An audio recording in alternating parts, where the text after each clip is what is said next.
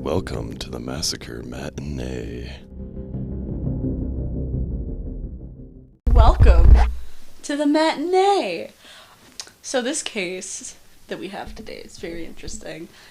This is now awkward because we did just record like a weird small talk thing, which you might hear, you might not, I don't know. If you're lucky, you'll see. It's a pretty interesting one.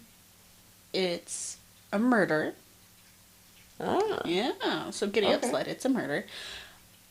It's just one of those ones where it's just, depending on the way you look at it, it's a real perspective one of whether or not, like, the person's guilty or not. Perspective how? Like you could see it from both sides, or? It's really hard to say without giving it away. Is it one where there's actual proof, or did somebody just get accused? There's proof, but it's all just kind of like stuff to where they don't know, like, motive. Ah. So it's just kind of one of those things where they couldn't figure out why it happened, if it was, like... Okay, let's get into it. It'll make more sense. Yeah, so what's this one? This one's called the staircase murder. Okay. Real literal, because... Okay. So the two main people in this case are Michael and Kathleen Peterson. Okay. They got married. I don't know exactly what year they got married. I just know that it was both of their second marriage. Kathleen had ended her first marriage because her husband had cheated on her, and she was just like, you know what, I'm not dealing with this, and up and left. I'm not entirely sure why Michael's first marriage ended. He had 2 sons with his first wife. Kathleen had a daughter with her first husband. Michael also had 2 adoptive children. There were two daughters. They will be important later. So, they lived in Durham, North Carolina. Though the way that this is spelled, I really want to say Dunham, but it's not. Durham. It's Durham. Okay. It's literally like Durham. Oh, Durham. Yeah. So. I thought you were saying Dern. No, there's. I might have. I don't know. Dern. Oh, Dern. All right, Durham, North Carolina. So, December 9th, 2001. The way that Michael says that this night happens is that he was a writer. Mainly wrote about, like, it was kind of historical fiction, because he wrote about mainly his time in the military, kind of Vietnam era and everything like that. Okay. Now that you've turned, I also have to turn to look towards you. That's okay. I figured you would be more comfortable this way. Look, we've got the microphone stand. We'll get the chairs. It's taking time, all right? So he basically says that they were sitting out at their porch. He was celebrating the fact that one of his books was becoming a movie, and they were drinking, and it was about 1 a.m. where his wife, Kathleen, was like, you know what, this has been great, but I'm gonna go to bed. And about 45 minutes later, after she had went in, he goes to go up to bed also. And, they have, a pretty big house. Okay. And the stairs that he usually goes up to are not, the big grand staircase that they have in, their foyer and everything like that. It's, the best way to describe it is, the servant stairs. So it's, from the kitchen going up. Okay. I know one of the houses that Drew had when he was a kid had one of those, and it was, from his bedroom to the kitchen. Yeah, and he'd, sneak down for snacks and stuff in the middle of the night. Yeah, so it was, a really small staircase. It was, pretty narrow. So he walks into this house, or into this area where the stairs are, and he finds Kathleen at the bottom of the stairs. And he calls 911. And in the 911 phone call, which to me just sounds so fake, if future RE could edit that in, that'd be great. John 911, where's your emergency? 1810 Cedar Street, please. What's wrong? My wife had an accident. She's still breathing. What kind of accident? She's down on the stairs. She's still breathing. Please come. Is she conscious? What? Is she conscious? No, she's not conscious. Okay. How many stairs did you fall down? Huh? How many stairs? Stairs. How many stairs? Calm down, sir. Calm down. No, 15, 20, I don't know. Please, get somebody here right away, please. Okay, somebody's dispatching the ambulance while I ask you questions. It's in Forest Hills, okay? Please, please.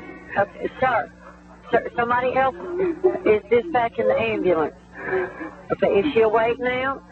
Hello? Hello?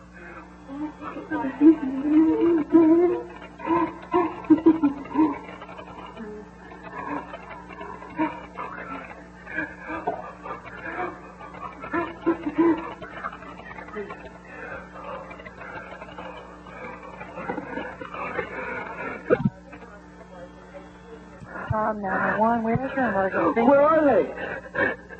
It's 1810 Cedar. She's not breathing. Please, would you hurry up? Can you hear me? Sir, Yes. calm down. They're on the way. Can you tell me for sure she's not breathing? Sir? Hello? So now that we've listened to that phone call, Which he sounds so fake doing it. It's bad acting. Because when the lady was like, oh, how many stairs did she fall down? He's like, what? The stairs? Stairs? And then just pauses. And she's like, yeah, how many stairs did you fall down? And he's like, oh, I don't know. She fell down the stairs. Like, it's just like, how do you not know, like, a rough estimate of how many stairs someone's fallen down without, like, because it sounded like he had to run back towards the stairs. In my opinion. But I mean, see, this is where I get caught up in something, because last time we recorded this, because it's our second time recording this is not your first time hearing this. Yeah, the first time we recorded this, I said I had 10 stairs, and I counted the other day, and I think it's 13, and now I can't remember. I don't know how many. Like, I know how many, like, my back stairs are going down towards... Because I have a back door in my kitchen that goes to, like, my backyard, obviously. I think that's, like, only 5 stairs, maybe 6. Right.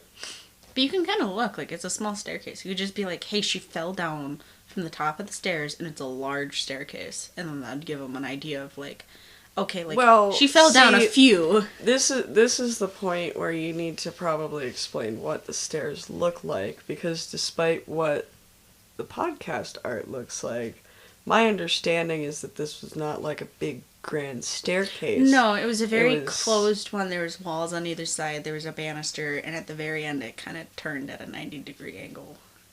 So it was just kind of, it was a narrow, hidden staircase.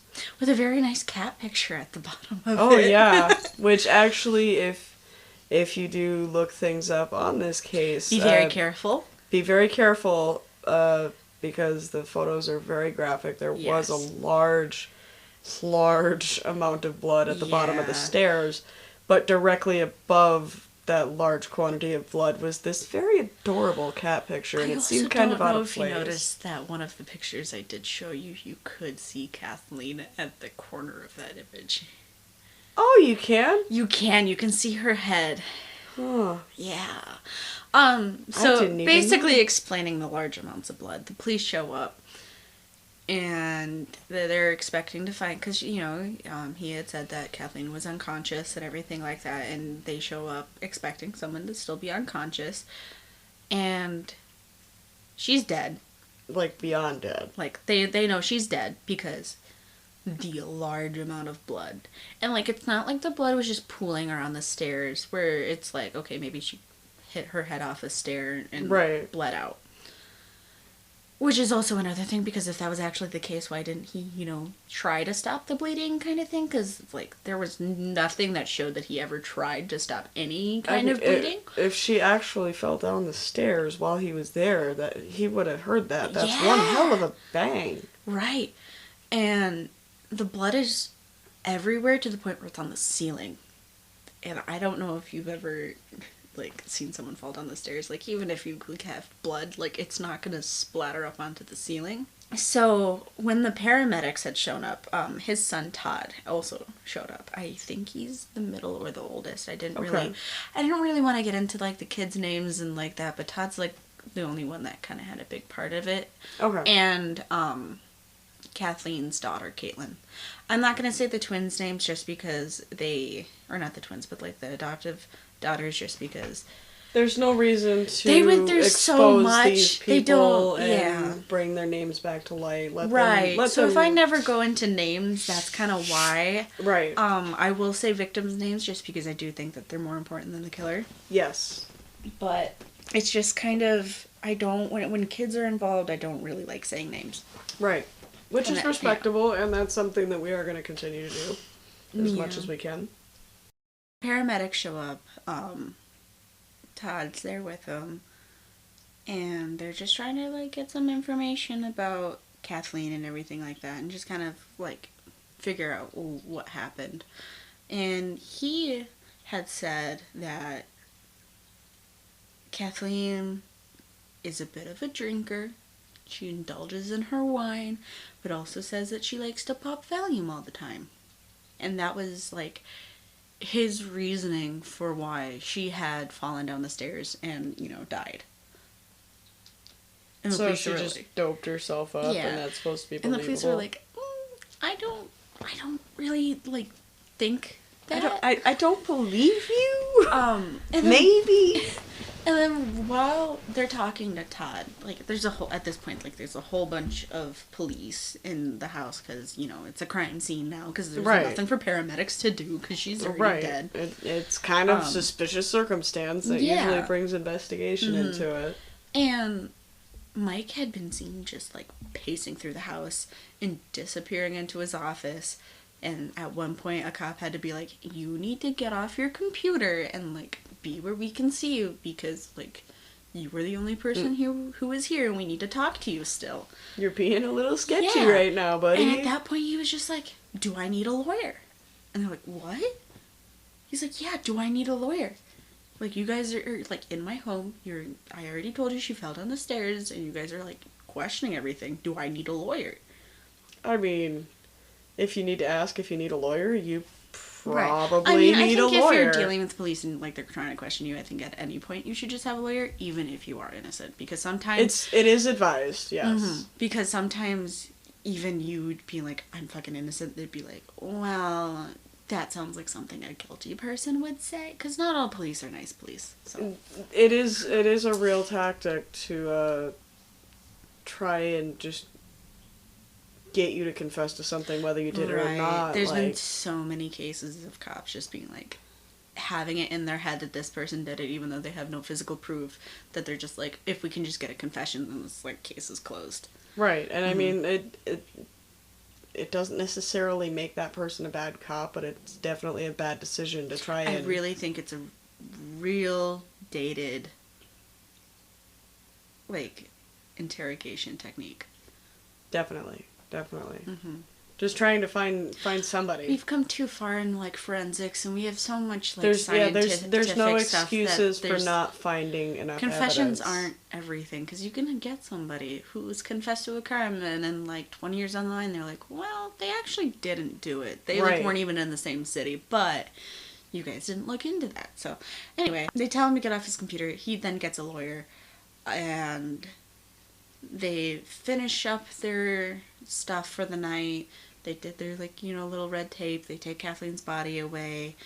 They start the autopsy the next morning. Mike then tells Kathleen's sister. I didn't write down her name. I probably really should have, but... So she didn't even know until after all of this happened? Yeah. I mean, that's direct blood. Like, they should have known same day. Yeah. But, I mean, it was at, like, 1 a.m, so I guess you could say it was same day, because it was, like, that morning that he had. Okay, so I thought it was, like, they kept everything blocked off for a couple of days kind of thing. Well, she found out that Kathleen had died. She didn't get to go to the house until the very next day. She didn't know the circumstance. No, just that she fell down the stairs and died. Okay. Because she just knew what Mike had told her. So she probably thought, she just, like, snapped her neck or something. Yeah. Like, Because anyone that wasn't there, that's all they thought happened. So, like, the daughters and everything like that, because they didn't let anyone into the house until, like, a full 24 hours, basically. Well, not quite full 24 hours. It was, like, the next morning of, like, the next... A day off, yeah. and then... Okay. When Kathleen's sister finally... Because at this point, she doesn't think Mike did it. No one thinks Mike did it. His whole family is, like, rallied behind him and everything like that. She goes to the house... And she's like, can you show me where Kathleen died? Because she's just, like, she just kind of wants to see it for herself. Yeah. He didn't tell her about people, the blood. that's closure for some people. Just being like, okay, I just want to, like, see how this happens. So she probably in her mind, she want to be like, I want to try to rationalize how this could happen. Right. And he just walks her to the staircase, goes, there it is, and just walks away. Doesn't say anything else to her, doesn't be there if, like, it's too hard for her to look at, just walks away. And he'd already seen it, so he knows exactly what it looks like. Right. And all she saw was the blood. Like, it was everywhere. And even after seeing that blood, she was just like, oh my god, like, she must have really hurt herself falling down the stairs. Yeah. And then she goes to try to clean it up. So she gets, like, a bucket. She says in the documentary that I watched, because there is a documentary, I believe it's on Discovery Plus. I don't know if no, it's on Discovery Plus. It might be on Hulu. You can find it. It's just called The Staircase. It's pretty good. They interview, like, the family and everything like that. So, I mean, they do a good job of doing it. They show a lot of, like, media clips and everything like that. So, it's a good thing to watch if you want a little bit more in-depth than, like, what I can get into. Because I'm human. I don't have a whole research team. It's just me and you have a full-time job. Yeah, it's only what I can quickly, like, write down. But she describes what she did while trying to clean up the blood. She said she used Windex. I only know Windex as a window cleaner. I don't know if ammonia is good for cleaning up blood. I don't condone. Well, okay, if you're a woman and you're trying to get, period blood out of things, then, like, okay, cold water, not hot water. Hot water sets the stain anyway. But I don't know, like, how to clean up blood off walls. My brain goes, I know you can use peroxide to see where blood was. I don't know if that's, like, a good thing. I don't know if ammonia is good. But she says she uses Windex. I don't know. A common thing. See, would you use bleach? Like, I don't know. That's where I'm not gonna Google that. the only reference that I have about cleaning up blood was after Drew's brother's suicide. You guys had to clean that up? We didn't have to clean it up, thankfully. I was gonna say, I was about to start crying because I'd been like, no, that's horrible. We didn't have to clean it up, but we did end up digging the bullet out of the wall so that his brother's dad, Drew's stepdad, wouldn't have to find it when he fixed the wall, because his stepdad, Drew's stepdad, took the wall apart and fixed the wall because there was the hole in the wall and everything. And thankfully, his mom has some really, really awesome friends that work with her, and they all his family it's very nurse oriented. Gotcha. So yeah, they know. So they know medical stuff, and that is a smell that I'll never be able to get out of my thoughts, is just going up to where it happened, after it happened, and all I could smell was just hot blood and bleach. Yeah, like the only instance that I've been around a lot of blood was, like, growing up on a farm and being, like, when I've been around when someone's, butchered animals and stuff like that. Like, I worked in I was gonna say, you were on a farm, I worked in a butcher shop. Animal blood versus human blood, it is, there's a distinct smell difference. Yes, there is an actual physical smell difference, but the way it affects you, knowing the difference, also makes it huge. Right, like when knowing the difference between, it's a dead cow, but I love steak, Right, versus this was a person that you would probably talk to not that long ago, kind of thing.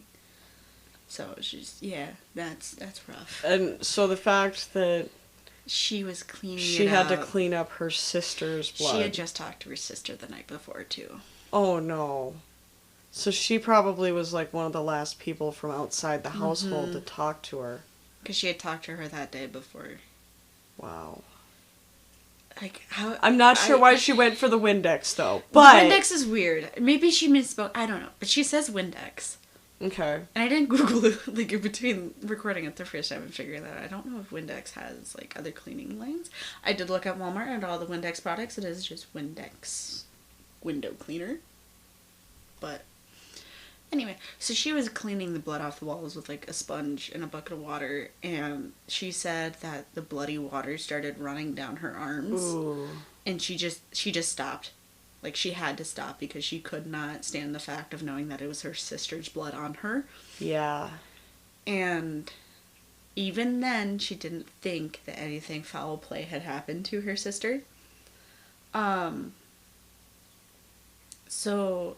Then, at this point, no one's arrested, nothing's happened, they still, like, they're not making any kind of decisions because the autopsy's taking a little while to release. Okay. The autopsy report was made public in February of 2002. Okay. And it kind of changed the game a little bit. How so? Because... when you fall down the stairs, you'd think, okay, maybe a skull... broken neck, couple of fractures. Skull fractures, blunt force, you know, like, you're gonna be bruised. Like, you're gonna be beat up. Yeah. But that still doesn't explain the blood. Well, they shaved her head. Because, you know, in autopsies, when, you know, it could be a crime, they don't really care about how you're going to look at your funeral. They just kind of shave to figure out what's going on. They make wigs for that. Yeah. Half the times when you go to someone's funeral and it's open casket, but they were murdered, half the time it's a wig that they're wearing that they match to, like, photos. Mm-hmm. In fact, they actually, my grandmother who died of cancer, they found a wig from... to match her hair from when she was younger. It was really nice. Whoever did that, the mortician that did that, like, did a really good job of making her seem like she was younger again. 'Cause she looked... awesome. Yeah. That's good. It's actually... it's really interesting to bring that up because today is the 2-year anniversary of her dying. Oh. So... that's probably why, like... and we're spending it here doing true crime. Yeah. But that's probably why I didn't have I kind of had forgotten. Because I usually push, like, death dates out of my head because I don't like remembering that kind of stuff. It's nothing to disrespect anyone. It's just, like, how I deal with it. You want to remember the good stuff. Yeah. I knew what happened in July. I just didn't know it was this early in July. But anyway. They had found 7 large and deep gashes on her skull. In the back. Well, on her skull, on her scalp. Because her skull, no fractures. No indication that she, in fact, fell downstairs. Or at least didn't fall down a large amount of stairs. Like, maybe a couple. According to the autopsy, and what they kind of guesstimated is that she fell down no more than maybe 3 stairs. So she probably was only standing, like, up at that landing before it turns.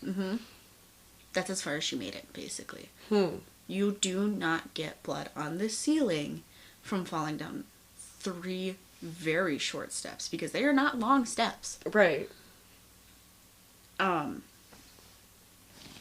And at this point, the cops are really suspicious. They start looking into Mike because of the fact that he was the only one there. I think he's arrested at this point. And does some media coverage over, he's like, oh, I wish I could find the thing of it. If you watch the documentary, they do show it, but he's just like, Kathleen was my heart and everything like that. And it's like, not stuff, he's like, oh, I'm innocent of the charges, not, I didn't murder my wife. It's, I'm innocent of the charges. So it's not really him saying that he's not guilty of killing her. It's just kind of like, oh, these charges are, like, I didn't do these charges. Someone analyzed it, and they're like, it's not him admitting, like, it's basically this is where it would be really, I guess, important to look at, like, a psychologist's analysis of something like that. Like, the verbiage can be ever so slightly different and mean two totally different things. The way that someone described it, it sounded like he was writing something into a book. Huh. And he's a writer, so it's just like, it literally sounded like something that he would write into a true crime book. Huh. At this point, they're trying to get the family off of his side, and detectives show Kathleen's sister and her daughter Caitlin the autopsy photos. That's pretty gruesome. And the report. Because they were like, they gave him the option. They're like, do you want to see this and see how she actually died, or do you want to still believe? Like, we will show you. They are gruesome, but we will show you. And they're like, yeah. I wouldn't be offering to show you these things if I didn't think that it really happened. Because at this point, they were like, no, stuff's not adding up. Right. And after seeing those photos, which you can find online, and I saw them, they were like, okay, there's no way Mike's innocent. There's no way. He was the only one that was there. There's no way. So now the daughter and the sister are no longer on his side. His sons are, like, I think they're on his side to the very end. But are they on his side because they're having an independent thought, or are they on his side because they're just like, well, that's my dad, and I'd do anything for my dad? I think it's very much, that's my dad, and they just couldn't see him doing something so violent. Okay. So, yeah, Mike is arrested. He's let out on bond, and the bond was $850,000. You know, I would like to say that doesn't sound like that much, but I for a fact know someone that was held on $1 million bond, and he didn't even kill anyone. He threatened to kill someone, but he didn't kill anyone. Yeah. So he made bail, because bail and bond are two different things.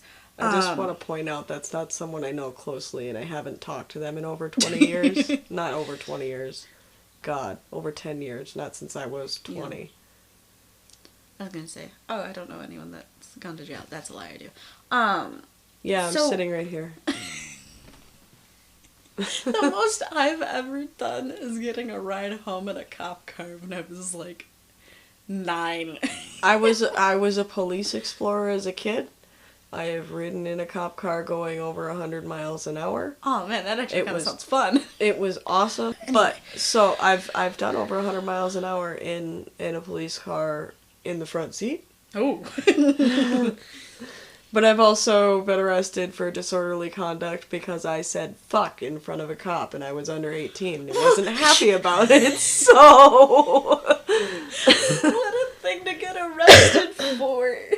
Yeah, I was, you know... could have been like, free speech. Quite the little rebel. There was more to it, but that was... yeah. That was the only reason why I got the cuffs slapped on me. He was gonna be like, hey, just, like, calm down. Everything's gonna be okay. Like, and then fuck you. And I said, get the fuck away from me. And that's when he was like, alright. So we're gonna time jump in the case a little bit. We're also gonna travel to good old Germany. Germany in the 80s. Which was a really fun time if you remember the first episode. Yeah. Drew was actually born in Germany. Yeah. He was born in Langen, Germany. So, Germany in the 80s. Why are we in Germany in the 80s? So, we're going back to Mike's past because it kind of relates to, I guess, his at this time's present. It's when he was still married to his first wife. I believe they were over there doing, like, some kind of teaching and everything like that. They had a really close friend named Liz, and she had her 2 daughters, which is the 2 daughters that Mike ends up adopting. Okay. He's not their father or any kind of thing like that. It was just right. She was a really good family friend. They lived right next door to each other. I think... the wife and her worked together. I believe that is how they knew each other. They had a dinner party one time in 1985, And after the dinner party, Mike's like, you know what, Liz? I'll walk you back to your house. I'll I'll help your girls go to bed because she's had a little bit to drink. So he walks them over. A neighbor, after he had walked her over, saw him, running back to his house. The next day, I believe it was Liz's cleaning lady, had walked in to, start the day, I think it was like 8 a.m. or something like that, and had found Liz dead at the bottom of the stairs. How convenient. Her death was ruled a accidental death. And when your death gets ruled an accidental death, they don't take crime scene photos. They didn't really do a whole lot for it. They did an autopsy, and guess what they found? Gouges. 7 large gouges on the back of her head. Oh. And it was still ruled an accidental death because I think her stairs were those like spiral metal ones. So they figured maybe this was her head bouncing off the stairs. That would make sense in that situation. Right. So her death is accidental. Mike adopts the 2 kids, moves back to America, divorces his wife, ends up getting married to Kathleen. So that's basically. So this is his second. Kathleen's his second wife. His second wife. Mm-hmm. His second staircase.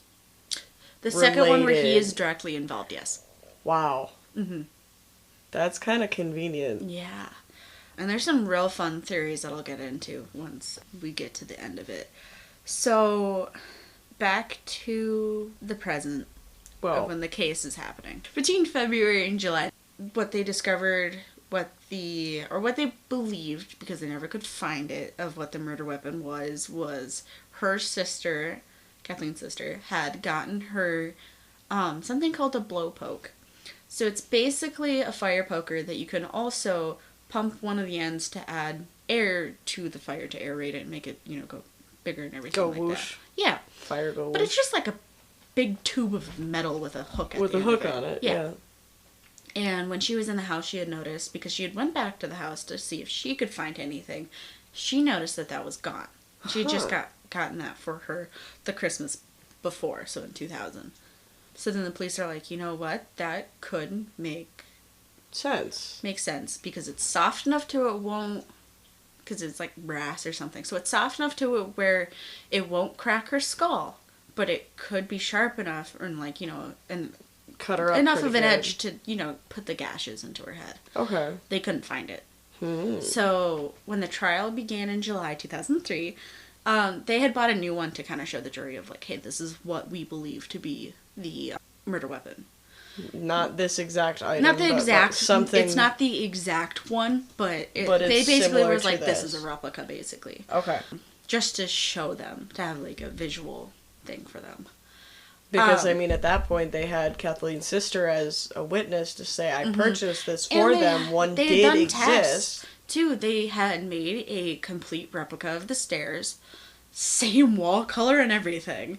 I'm not sure that would be a necessary detail. I don't know, just to make it as accurate as possible. I suppose. Did the whole, gelatin head filled with blood and, fake skull and whacked on it to see if they could get the blood sprays the same, and they found that, yeah, if someone was in this hallway and swinging, a full arm swing, that's how you would get the blood 9 feet up the wall and on the ceiling.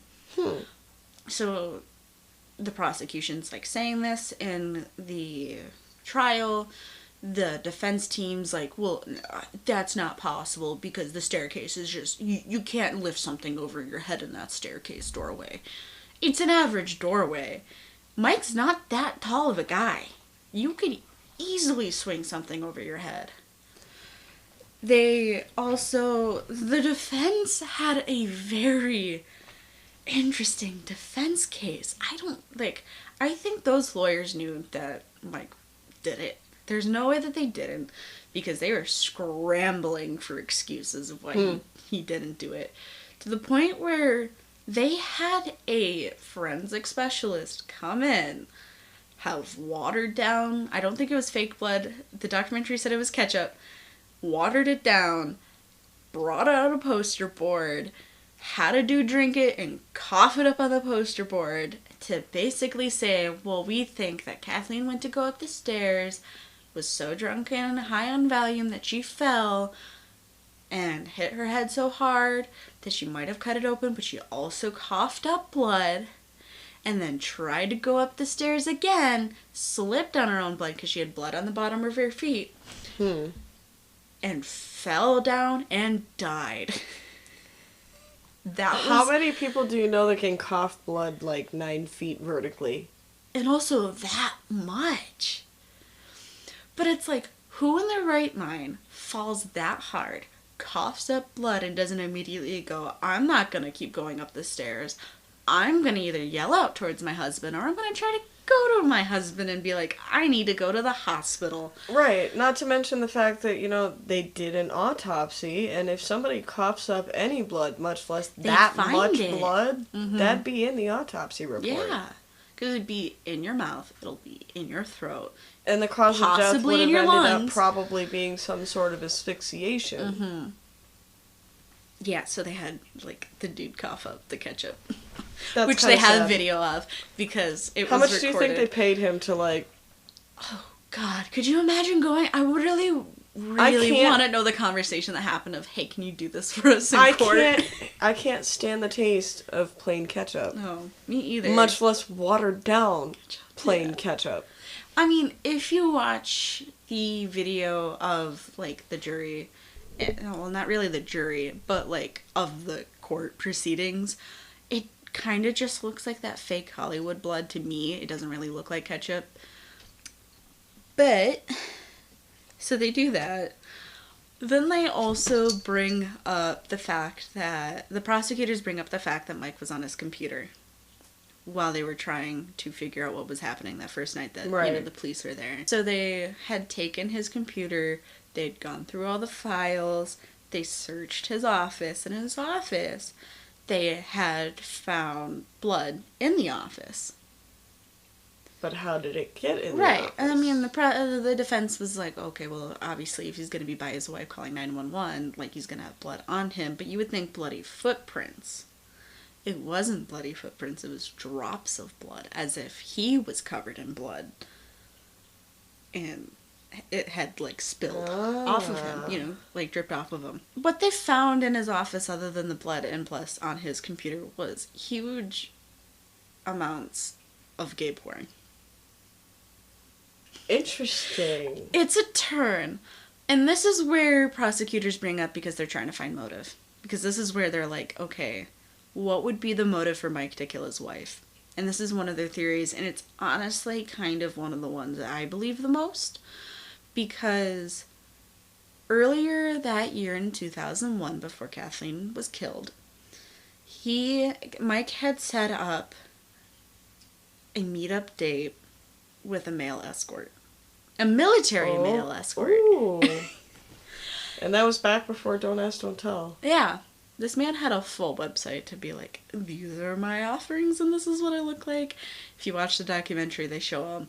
This dude is probably the most hilarious witness I have ever seen. I really recommend watching this documentary so you can see, because they do interview him, like, after the fact and everything like that. But they're like, well, what kind of services do you provide? And he's like, oh, well, that's a loaded question. Like, it's just so funny. But he's, like, a really butch guy, you know. When the murder happened, he was just out of the military. Mm-hmm. Which I wonder if he went back because 9/11 happened. I don't know. He never really explained. Not that that really matters to the case. So, with the whole gay porn and everything like that, what they thought happened was that night when Kathleen had went inside, she had actually went to his office because she had left her work computer at work, and she had to prepare for a meeting that she had in the morning, which, girl bossing, because I think it was like an 8 a.m. fucking meeting, and she's there at like 1 in the morning, you know, drinking. I was like, you know what? I gotta get ready for this. So we went and used his computer, and they think that she found the gay porn, found that he was talking to this dude, was setting up times to meet very sexual, like, conversations and stuff like that, and probably went and confronted him, because her first marriage ended in cheating. And to her, she probably was like, you know what? I'm not going through this again. Right. Probably confronted him, probably said she was going to leave, and I think that's when Mike snapped.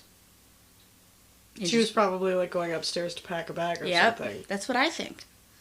And that's a very reasonable thing to, think. I don't care if you like gay porn. I don't care if you're a straight man and you're in a committed relationship. We don't know. No, but no one knows. That's a very believable hypothetical. Because you can be a straight man and be in a really loving, monogamous relationship, and, that's just when you're sexual, like, it can even just be a fantasy. You don't have to act on it. I don't care. You're into whatever you're into as long as no one's getting hurt, unless it's consensual, because, masochism is a thing. Truth. But, I feel like it depends also a little bit on what she was mad about. Like, was she mad about the gay porn, or was she mad about the conversation? Right. Because different people have different opinions. For one, if gay porn is your fantasy, little weird, whatever gets you off, little weird, but all right.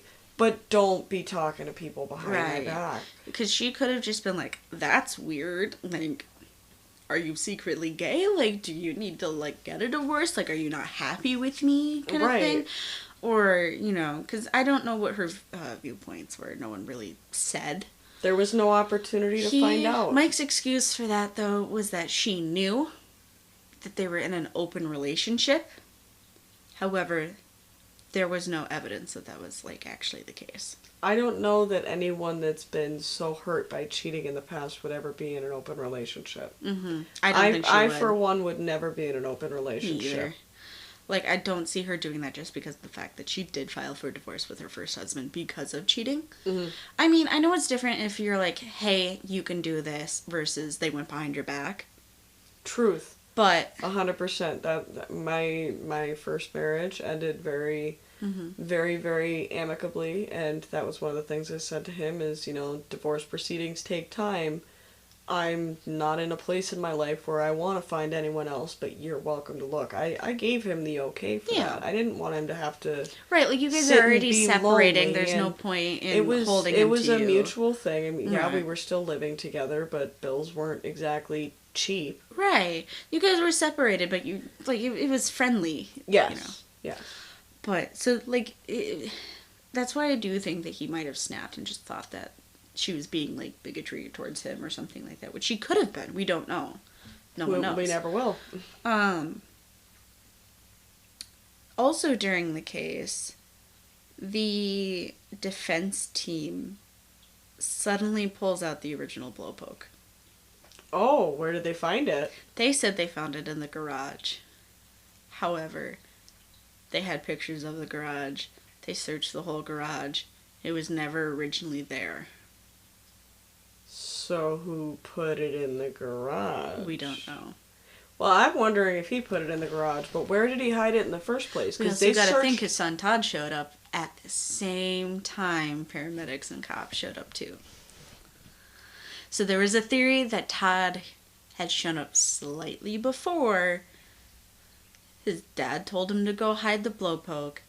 And then he left, hit it, came back, and went, "Oh my God, what happened?" But if he hid it, why did he... If he was willing to cover up the murder in the first place, why would he have been willing to put it back? Probably was like, it was there the whole time. There's no way that it could have been used and everything like that because they didn't. Because he had to take it somewhere and clean it because it was covered in blood. It didn't have blood on it when they brought it to the... He probably soaked it in a barrel of bleach or something. Because, I mean, he really would have to have been super thorough because you said it was a blowpoke, so it was a tube with a hook on it. Yeah. So that blood would be in that tube. Mm-hmm. So, this is where the interesting part kind of comes in, because this is, speaking of theories, this is when one of the neighbors was like, I think I know exactly what happened to Kathleen. Keep in mind, he has no connection to the police, has, like, nothing with actually, being a part of the criminal investigation, but he goes to police anyway, going, I think she was killed by an owl. An owl? An owl. He said that there's owls in the area, and that he thinks because of the fact that, like, they showed the autopsy pictures, if you look at them, he was like, that looks like talon marks, and said that she got attacked by an owl, and that's what killed her. But I'm sorry, if someone's getting attacked by an owl, they're going to be very loud about it. He would have heard. Yeah, there'd be a lot of screaming involved, and holy shit, there's a fucking owl in my house. Yeah. So, the jury doesn't believe any of this.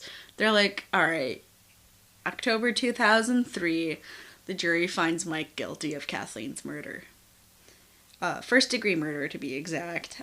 I never really saw how long he got in total for time served. I think it probably was like life, or it was like 30 years, or like something. I think it was a high number. But in 2011, his conviction was vacated because of the blood analysis that did all of this stuff with testing the blowpoke and all of that, because this blood analysis was found to have wrongfully told evidence in not just this case, but in many cases. I think it was up to 34 cases. So they're like, we can't use this evidence. They had to throw it out. So then he was able to leave jail and was put on house arrest. What? He was put on house arrest because of the blood analysis misled the jury. How did the... Because he didn't purposely did not give the defense team paperwork that said their, like, findings. He just was really shady about it. Paperwork documentation wasn't handled right. He told things that wasn't on the documents that he was supposed to say. He just said things that weren't on them. So, like, they had no choice but to... But the proof was there. If he the proof just was there. showed the proof. Mm-hmm. But it's the way he told it. It's the way it was documented. It was the fact that people didn't get documents. It's a whole thing. So, he's still a felon. He got credit for time served. It was only 8 years that he served behind bars. That's it? Only 8 years. I suppose that's just for the one murder. He never really got anything out of He did not get the one anything. from 1985. The 1985 one, because of the fact that she had died in a very similar way, they did go back and investigate it. The 2 investigators that were on Kathleen's case went to Germany to try to investigate it. That's when they found out that there was no crime scene photos. There was nothing. They had told Germany about the fact of the similar cases. Her case was turned from accidental death to murder. He was never tried for it. So she was murdered.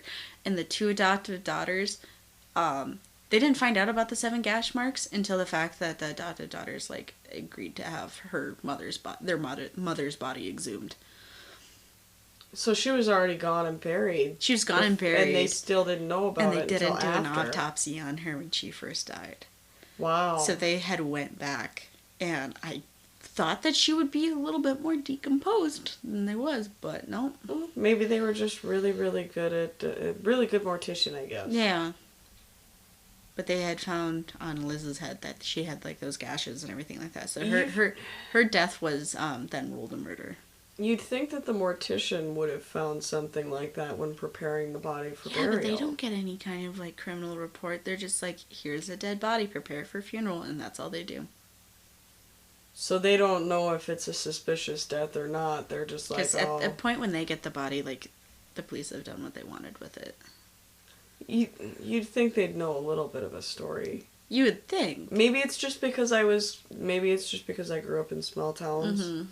But, like, every mortician I've ever met has always at least known a little bit about the person that's sitting in the parlor. Germany's, like, funeral True, stuff and happens. yeah, true. So, February 2017 comes around. Mike's 73 now. And he accepts an Alford plea. What is an Alford plea? So, basically, it's a plead of guilty containing a... It's basically saying, there's enough evidence to convict me of saying that I'm guilty, but I'm still gonna say I'm innocent. Okay. His charge then gets dropped down to voluntary manslaughter. Voluntary manslaughter is still saying you killed someone by choice. So, because of this, they just be like, hey, you served this time already. You're still considered a felon. Gets taken off house arrest. So basically, he just gets a slap on the wrist for it. What? Uh-huh. And he was how old when he did that? Like, when he got the plea? When he got the plea, yeah. When he got the plea, he was 73. So, he, in 2000... I mean, I guess he can't really do that in much. 2011, that's when he gets put on house arrest. For 6 years, he's on house arrest. Okay. And then he gets the plea. 60s at that point. He gets the plea in his early 70s. Yeah. And it gets so is he still around? Yeah. Oh, shit. Yeah, he's like 79 now. I mean, he's living in a assisted living home, still in the same city. Well, at least he's not over here. Yeah, he's on a ground floor condo, but it's really funny because his defense attorney said at least in his ground floor condo there's no stairs. Oh, good, he can't kill anyone. Clearly that was like a stipulation. Mm-hmm. And that's how it ends. No shit. He only served 8 years. You know how I can tell that this was a good case? Mm-hmm. Because we totally skipped the snack. We got so into talking about the staircase that I forgot the snack. So, we've got little mini cheesecakes. Yeah. Because all I really knew was that there was a lot of blood involved, and I was like, well, cheesecake sounds kind of good, and strawberry syrup, Yeah, I don't really tell her anything about these cases for her to come up with it. It's just like, here's the general idea. Yeah, I only get to make detailed snacks when it's my case. Yeah. But I think that kind of makes it more fun for me to try and be like, okay, like, how do I figure this out? Like with the walls, that one was funny. A lot of people actually did get the fact that it was supposed to be the insulation. Yeah? Yeah. Awesome. Because I always call it the forbidden cotton candy. The forbidden cotton candy. Oh, God, that'd be awful. I just think it's really funny that his defense attorney was like, his home has no stairs. I feel like that's appropriate. Yeah, but that also tells me that his defense attorney, like, he high-key told his attorney that he killed her. And his attorney just low-key told everybody else that too. But I mean, he's 79 now. Like, what are you gonna do? Well, that's the crazy thing, is the world nowadays, he could live another 20 years. You never know. The motive that really makes sense to me is the one where it's like, she found the gay porn, she was like gonna leave him. Which, I mean, I can't blame her. She didn't want to be cheated on again. Mm-mm. That's a crazy case. Yeah. So, what was the name of that documentary again? It's on Discovery Plus. It's called An American Murder Mystery, The Staircase. It's, I think, 3 episodes. It's really good. They do play the 911 call. They play stuff from when he was doing his, like, media outlets, which is... God, it's so cringy to see him doing it. Also, look up a picture of what this dude looks like now, because he did not age well. I don't think that criminals should. No. I mean, how can you age well when you know that you murdered your wife? You'd think thered be a little bit of stress involved, but I mean, some people just don't care, I guess. Yeah. Hello, Nugget. Nugget, are you gonna help end the podcast? Can you scream for us, please? I hope you giddied up, sluts, because this was a murder. It was a couple of murders. Extra sauce. Yeah. A side of ketchup, please. I hope you enjoyed this episode of The Matinee. It was a fun one. Yeah. It was a weird one. Yeah. Not as weird as the first episode, but I have more. I'll never think of cottage cheese the same, and now ketchup's getting a little sketchy. Yeah. Thanks for that. You're welcome. Used to like food. See you guys next week.